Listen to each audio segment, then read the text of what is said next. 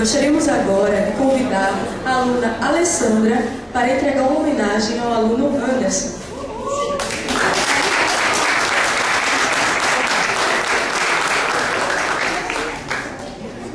Eu anotei, eu deixei de anotar, para não esquecer.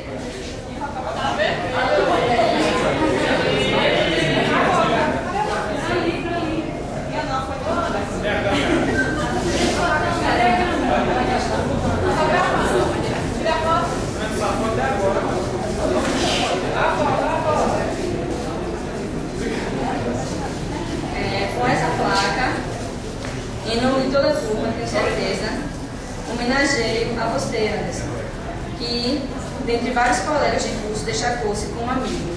A você que sempre nos ajudou quando precisávamos, às vezes até abdicando na tarde livre, em casa, alguma coisa assim, para nos ajudar a terminar o interminável TCC. A você, Anderson, que nunca, me atrevo a dizer, nesses 5 anos deixou de nos saudar todas as manhãs com um alegre bom dia.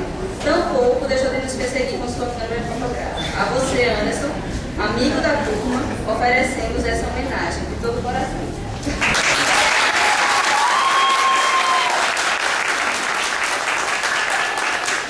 Eu vou pedir licença que eu não vou comentar nada agora. Anderson, por todo o sacrifício, dedicação, paciência, disposição e principalmente competência, receba nosso agradecimento e o título eterno de amigo da turma.